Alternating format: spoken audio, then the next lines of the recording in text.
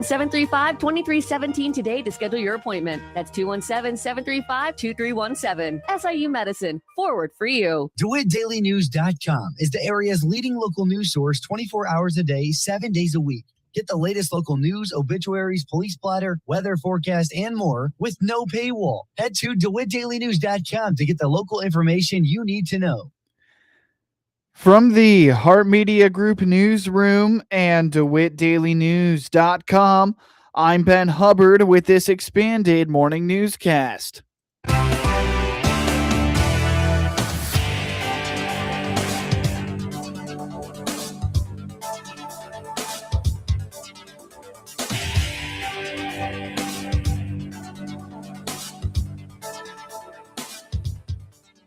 Good morning and thanks for being with us. I'm your host today, Ben Hubbard. The news is brought to you by Baum Chevy Buick in Clinton, your Silverado headquarters, as well as Connexus, offering fiber internet in Clinton. Click their icon on DeWittDailyNews.com to find out more. A 16-year-old juvenile is recovering in an area hospital following a late-night shooting in Clinton on Sunday. Clinton police officers were dispatched to the intersection of North Center Street and Woodlawn Street along Business US Route 51 just after 11:30 p.m. after receiving reports of shots fired. Upon arriving at the scene, emergency responders discovered the teenager suffering from multiple gunshot wounds. The victim was treated at the scene and transported by emergency medical services to a nearby hospital where the juvenile is currently reported to be in stable condition. Authorities emphasized that the shooting is believed to be an isolated incident, and investigators assure residents that there is no continuing threat to the general public. The Clinton Police Department is spearheading the ongoing investigation and is receiving active assistance from the DeWitt County Sheriff's Office and Illinois State Police Crime Scene Services. No further information is being released at this time. Last Thursday night, the DeWitt County Board voted no to pursue crafting ordinances for data centers in DeWitt County. DeWitt County Board Chair Joe Whitty says the unanimous vote against sending the issue to the ZBA, or Zoning Board of Appeals, was simply a signal that now is not the right time to move forward.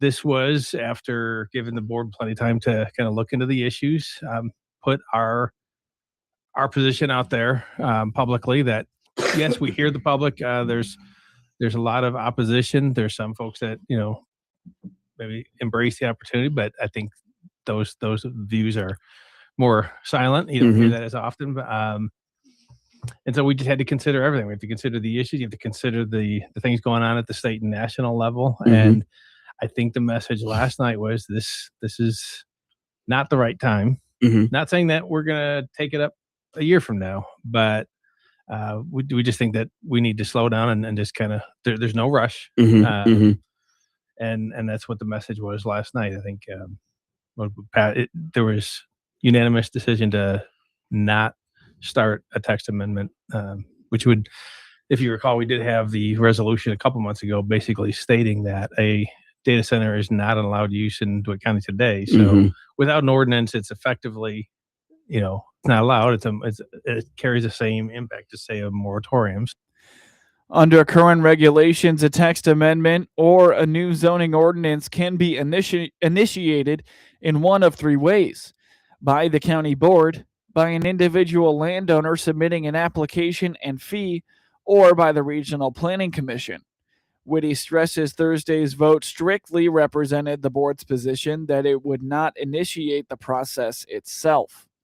Yeah, so we're talking about the text amendment process, right? Initiating an ordinance change, or even in this case, it'd be a new ordinance, that can start one of three ways. I think we discussed this last month, and it's the board can initiate that activity, which is what the motion was last night. Do we want to start that path? A landowner can start that process. They can submit a fee and put in a request or an application for the board to begin an ordinance, or our Regional Planning Commission, the body that is appointed by the board to look, to manage our ordinances and look at it, relative to our comprehensive plan, they can initiate it. So Mhm. there's multiple avenues to getting a text amendment and an ordinance for data centers initiated. Mhm. This is just the board's position. Now, should, if you're a data center developer, are you going to spend the time and money going down a path trying to get the county to adopt an ordinance that, there's not broad support at the full board level? That might be just throwing good money after bad, but, but that is an avenue that could come up. And this is just kind of putting our position out there for one of those paths. Sure. According to Whitty, the county must tread carefully to differentiate between massive hyperscale data centers and the small-scale data setups already used by local businesses and county offices. When this first came up at land, I think it was initially brought up as DeWitt County putting out a moratorium, and step back and think, well, we've got a nuclear facility, they have a lake, they've got plenty of land, which would address some of those issues that are most commonly stated out there. Would that be such a bad thing? And if so, if we put in a moratorium, that includes your power plant. So I think we had to kind of step back and look at it and say, what is really the best way forward for DeWitt County? We don't want to shut off, potential development that would, hinder Constellation maybe expanding and getting additional good jobs in the area, those types of things. You got to step back and look at the big picture. I don't know that, you can easily tailor an ordinance that would, allow it in one location like that. Those are the kinds of things that we're looking at. Do we really want to say no to all data centers everywhere in the county? And really what I think we're talking about is really just those hyperscale, right? There's data centers. People got a closet. We got one in the county building that you can call a data center. It's just not, from the not the hyperscale. Careful on how an ordinance would be structured. But yes, I think you're absolutely right. The state could come in. There's a lot of legislation pending out there. There is also a belief that the state of Illinois, like with wind and solar, could impose its own regulations on local governments for data centers. While not yet in place, Whitty points out the conversation is not over in DeWitt County. You're listening to the WHOW Morning Show. Let's take a quick break with a word from our sponsors. Spring into savings this May with a new Chevrolet. This is Scott Baum from Baum Chevrolet Buick in Clinton and Farmer City. Savings with a new car? Yes, with our fuel savings model like the Chevy Trax with 40 miles per gallon highway, the Chevrolet Trailblazer, and Chevrolet Equinox with 33 miles per gallon highway. And don't forget about our EV options, the Chevrolet Bolt and Equinox. Chevrolet, together let's drive. BaumChevyBuick.com, right from the start. It's the quiet moments you count on. A call that connects instantly, a show that never buffers, a home that just works. That's the difference with Connexus Fiber Internet. We built a buried fiber network designed for consistency, earning us the title of top-rated fiber internet provider in Illinois. With plans starting as low as $25 a month and 3-year price lock options, it's reliability you can feel without the unpredictability. Because with Connexus, connection means everything. Experience better at Connexus.com. Nothing Connexus like Connexus. News time is 17 minutes after the top of the hour. You're listening to the WHOW Morning Show. It's summer reading club time at the Warner Library, and the kickoff event is this Saturday. Mel Snow and Emily Dunham indicate this year's program theme is Plant a Seed, Read. The library's core programming will focus heavily on conservation, local farming, and nature. Registration for the annual program kicks off this Saturday, and participants can track their progress across 3 distinct reading levels. Yeah, so our theme this year is Plant a Seed, Read. And so we are leaning into a lot of conservation and local farming. And so look for a lot of that in our programming this year. So this year, when you sign up for summer reading, you will either be a butterfly, a bumblebee, or a bookworm. Those are the 3 levels in which you can choose. And there are 6 rows of 8 bubbles that you will fill out. At the end of each row, you come in for your tickets that go towards our grand prizes. And how you fill in each bubble depends on which insect you are. Okay. And so if you're a butterfly, it's, I believe, every 30 minutes you read, you fill in a circle. If you're a bumblebee, I believe it's an hour. If you're a bookworm, I believe it's a whole book. I might have those wrong, but learn more on May 30. You can pick your level. And then when you finish each row, you will come back into the library and collect ticket and something from our treasure box, which are wonderful little tchotchkes. Like we have squishies and fidget spinners and all kinds of fun things. Sunglasses. Inflatable. I bought some magic flames. All for kinds the of fun kids. stuff. Oh, wow. I bought a flint and a thing so you can make a fire. But yeah, so maybe you decide you don't like anything in our treasure box. You can get 2 tickets, and the tickets are what you use to kind of, I've been saying gamble, which is maybe not the best word, but you put it in towards the prize that you want. We have these clear boxes, so you see how many people are putting in for your prize, and you can kind of decide. Maybe you put all your tickets in for the Nintendo Switch, or maybe you switch them up and put them in for other prizes. We got some really fun prizes this year, too. Weekly activities will run consistently throughout June and July with no pre-registration required. Snow indicates they are offering a Barbie club, a Lego club, and youth story times. We have a lot of stuff going on in June and July. We have something, maybe not for your age group, but we have something going on every day at the library. Every Monday for June and July, we have Barbie Club. That's at 5:00. That's for all ages. If you are under 5, you do have to have someone, or I'm sorry, if you're under 8, you do have to have someone 12 or older with you to come. But that is 5:00 every Monday. We just have Barbies and accessories, and we hang out and play. We have Family Lego Club starting in June every Tuesday at 5. And then we have our Youth Lego Club every Wednesday at 5. So these are just things that we have every single week that you can attend. And then we have story times for toddlers at 10 on Wednesdays and for preschools at 10 on Fridays. So that's like an every week thing that just always happens. So I just want to make sure everyone knows that those are going on. Those are just events that we have. And you don't need to register. You don't need to register for any of those. You can just show up for those events. Those are things that we just have going on for people to do if they need something to do it during the day. A primary highlight of the summer is the library's newly established garden club, which will alternate between Thursday mornings and evenings starting in June. Snow explains that participants of all ages will receive direct instruction on how to start, tend, and maintain a functional garden plot. As for programs that we have that you can sign up for, we do have a lot coming up. Because like I said, our theme is plant a seed, read, and we're kind of focusing on that. We have a garden club that we've started, and that is going to alternate Thursday mornings and evenings starting in June. That is being hosted by one of our wonderful coworkers, Rachel, who has a green thumb, whereas I do not.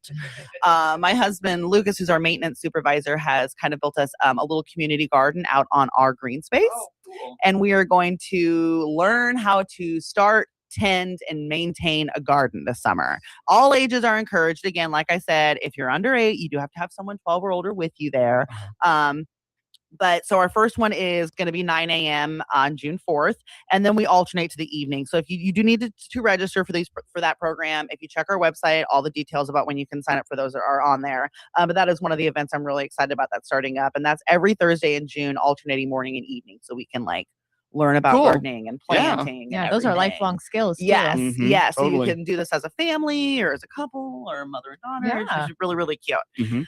According to Snow and Dunham, the library is responding to community feedback, requesting more weekend options, so the library has also locked in an extensive series of family-focused Saturday events.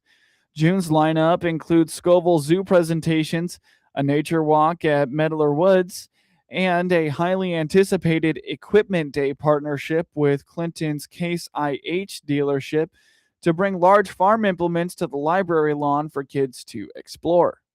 And then for families, we have a lot of events happening on Saturdays because we got some feedback that we wanted some more events on the weekends for families. We're going to have Scoville Zoo on Saturdays. We have a Roots and Shoots program that we're starting that's in conjunction with the Jane Goodall's Association. Oh. It's basically focusing on teaching kids about the environment and nature and how important it is to maintain those things. Sure. So we're starting this program, and our first session will be on June 13th, and it's actually going to be at Weldon Springs, and it's kind of a survivor themed. Okay. And we're going to learn how to build our own shelter and use flint to start our own fire. Wow. And it should be really exciting. Wow, man. I'm really excited about that. And we're partnering with Cassandra Mann, who is so knowledgeable. She's helping us a lot with that program. So we're really looking forward to that as well. And yeah, we've got, so like I said, something every Saturday. We have a nature walk at Mettler Woods where we're going to go out and learn about the things that are in our backyard. And then an equipment day, which I'm really excited about. The Case dealership in town is helping us out with that. They're going to bring big implements out to us and have it out on the lawn, and kids can come and like touch them and feel them and Really? check them out. Yeah. Wow. So I'm really That's excited cool. about that too. And Me that's too. just in June, and that's just some of the programs. Believe me, we have a lot more for youth. We're partnering with Macon County Conservation, and they're coming in and doing like some seed bomb programs and terrariums and birdhouses and painting your own pots for teens and Hamilton. We have a lot of programs going on, and that's just in June. While providing us a summer of fun for the community's youth, Snow and Dunham remind that just 15 minutes of reading per day during the summer vacation is a vital tool for brain development, keeping students from losing critical academic skills before the fall term. Preventing the summer slide. Yes, just 15 minutes a day of reading can prevent kids from the summer slide, which is kind of unlearning or forgetting everything that they have learned over the year, falling into the, summerness of forgetting and just getting so engulfed in not reading, or not learning anything new. Keeping your brain going. Yeah, Right. keep that brain moving. Kids in school nowadays are like, the teachers are frustrated because they don't know how to read. And so you have to, I think it's so important to start reading, like from the moment your baby gets home from the hospital, start reading books to them. It also teaches them empathy, which I've definitely noticed in my kid. We've been avid readers since we brought her home, and we'll just like sing a song and it'll have some emotions in it and she'll start crying. So that's important, especially in today's age, to teach your kid empathy for other people and animals and all sorts of things. So there's a lot of science behind it. It's good for us. Join the library for its annual Summer Reading Club kickoff event coming up this Saturday from 9 a.m. to 1 p.m. on the library front lawn. There will be inflatables, so bring a swimsuit as there will be a wet inflatable option. Additionally, there will be games, balloon animals, and more. You can also register for the Summer Reading Club at the event as well. Snow reminds you can register for the Summer Reading Club at any point this summer. Stop by the library at 310 North Quincy Street to get registered. Petersburg, Illinois highlights its deep connection to circus history. The town is hosting a Circus Day event June 19th and 20th, and that led Scott Lloyd with the Abraham Lincoln Presidential Library and Museum Oral History Project to do a little research. And sort of preparing for that, I was privileged to sit down with Kathy Smith and Jan Costello, who are grandchildren of Dan and Kitty Kelly. And if you know anything about local circus history, Dan and Kitty Kelly were big names in circus development and the culture of Petersburg, Illinois. And both of them were involved with the circus. And you can hear that oral history in our Family Memories project. And it was just a joy to sit down with both of them and as they reminisced about their grandparents. Dan was a circus clown, as well as an assortment of other tricks and trades that he utilized in the circus. And Kitty Kelly rode a globe. They called it the globe, and it was a big spear that she would ride with her arms stretched out and doves sitting on those arms. And it's just fascinating to hear these wonderful women talk about their grandparents and the legacy of the circus there in Petersburg. And, there was a time even in Petersburg where they erected a barn and the circus performers would come and they would practice, and the entire community would come out to see these folks display their gifts and their talents. And, growing up in the 20th century, I think all of us probably have those memories of the circus coming to town, and just to find out that there's so much rich history right here in our own geographical location. Petersburg in Menard County became a major winter home for circus performers in the late 19th and early 20th centuries. More info on the Oral History Project at presidentlincoln.illinois.gov/oral-history. The Peoria Park District is promoting a new golf learning center. The $6.5 million project was supported through $4.75 million in grants from the Illinois Department of Commerce and Economic Opportunity. This project reflects our commitment to continuing to move Peoria forward, to creating welcoming spaces, expanding recreational opportunities, and ensuring that our public assets serve the entire community. Projects like this don't happen alone. They happen because people believe in a shared vision or a crazy idea, and they work together to achieve it. We are excited to officially open the Golf Learning Center and begin the next chapter for this facility for our park district. The Golf Learning Center is open daily from 11 a.m. to 10 p.m. Get news anytime at DeWittDailyNews.com. With SRN News, I'm Rich Thomason in Washington. Secretary of State Rubio says U.S.-Iran talks continue even as the American military hit Iran again, striking missile launchers and mine-laying boats in southern Iran.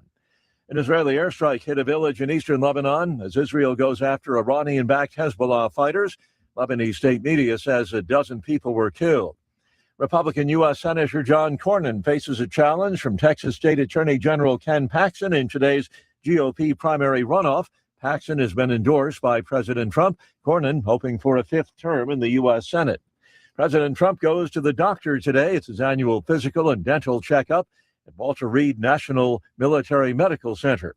Stock futures pointing to a higher open on Wall Street. The Dow futures up close to 300 points. NASDAQ futures 295 points higher.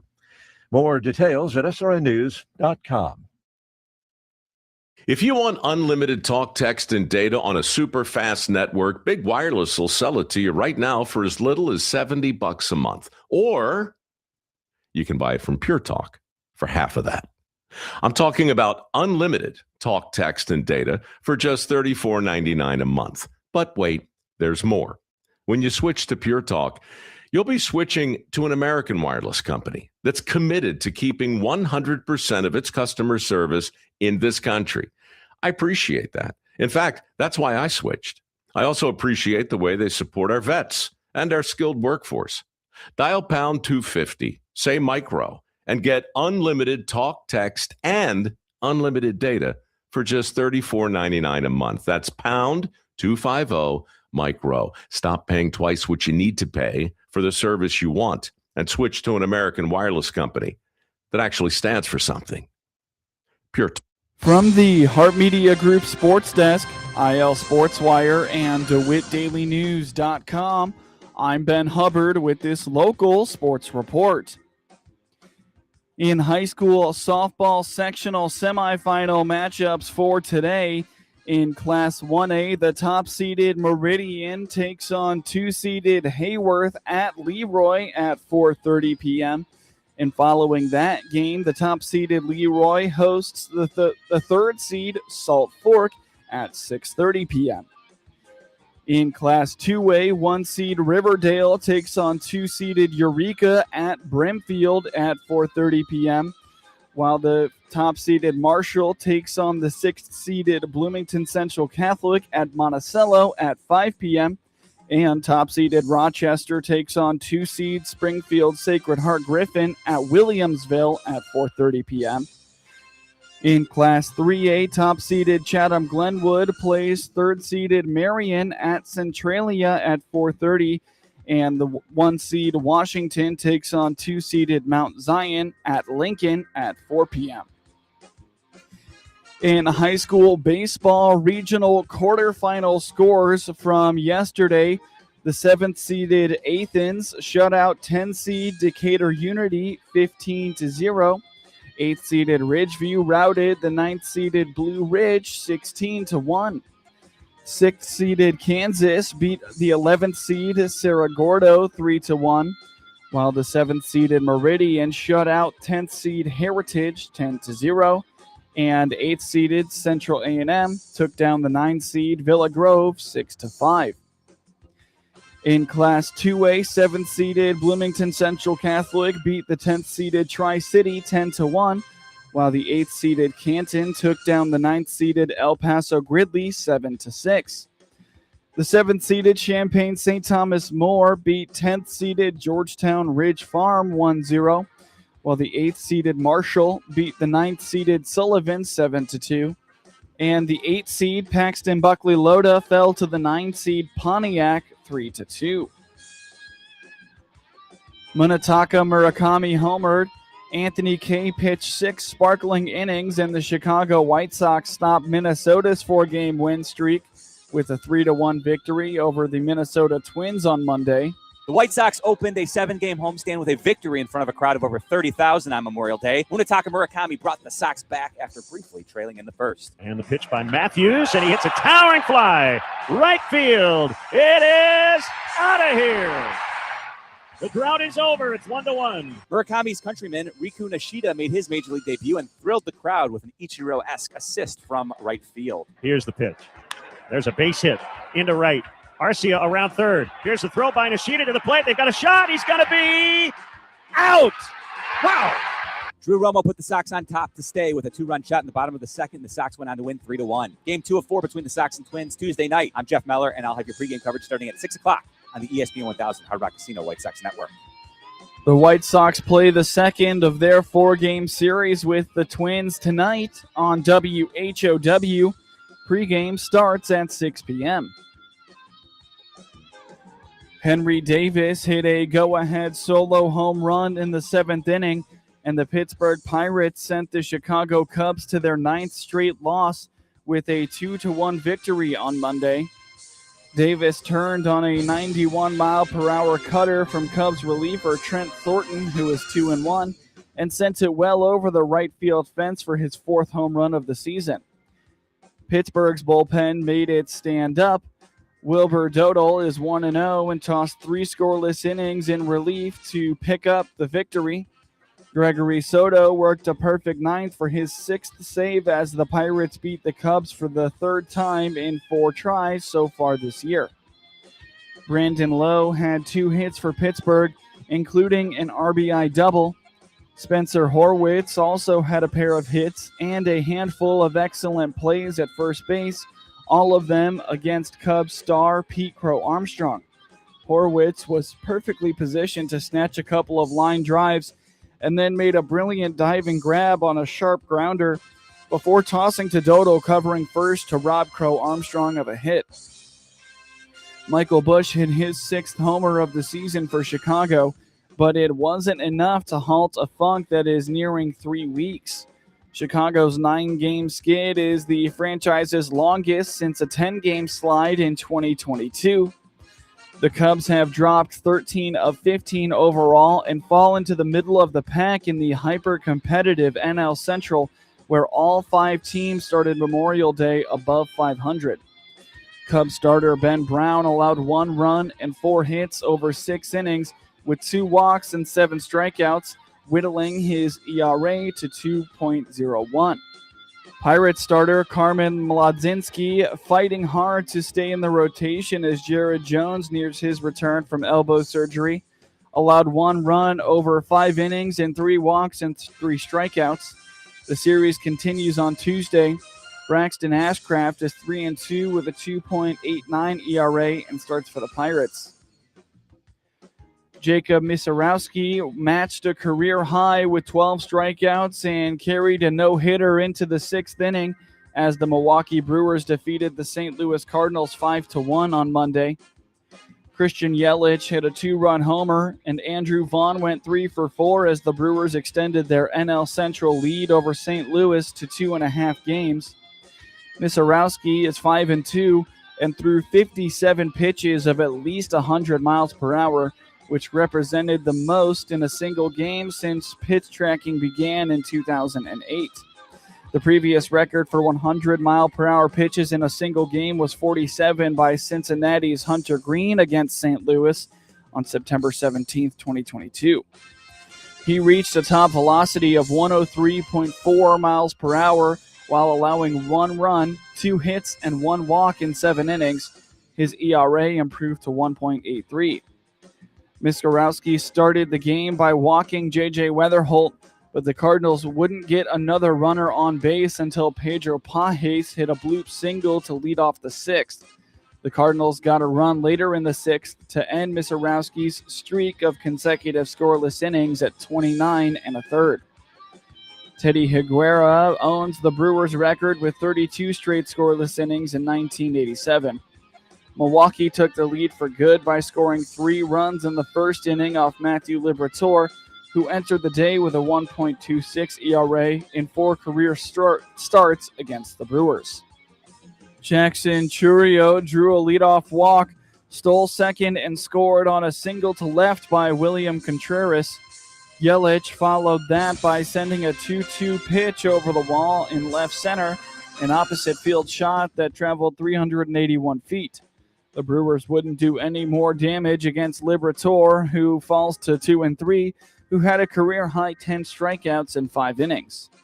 Milwaukee added single runs in the 7th and 8th inning against Bryson Moutz, who was making his major league debut. Garrett Mitchell had an RBI single in the 6th, and Vaughn doubled home a run in the 7th. Michael McGreevy is 3-3 with a 2.4 ERA and starts for the Cardinals, and Kyle Harrison, who is 5-1 with a 1.77 ERA, pitches for the Brewers on Tuesday night.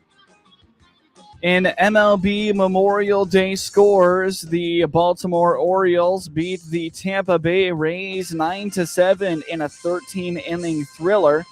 The New York Yankees beat the Kansas City Royals 4-3. The Cincinnati Reds took down the New York Mets 7-2. While the Arizona Diamondbacks beat the San Francisco Giants 6-2. The Washington Nationals routed the Cleveland Guardians 10-2, while the Philadelphia Phillies shut out the San Diego Padres 3-0, and the Houston Astros shut out the Texas Rangers 9-0. The Miami Marlins beat the Toronto Blue Jays 8-2, while the LA Dodgers took down the Colorado Rockies 5-3. And the Seattle Mariners beat the Athletics 9-2. In NBA postseason scores from yesterday, the 3rd-seeded New York Knicks routed the 4th-seeded Cleveland Cavaliers 130-93, while in the NHL, the Carolina Hurricanes beat the Montreal Canadiens 3-2 in overtime. Get highlights of your local high school program by finding IL SportsWire on your preferred social media platforms, and get local sports anytime at DeWittDailyNews.com.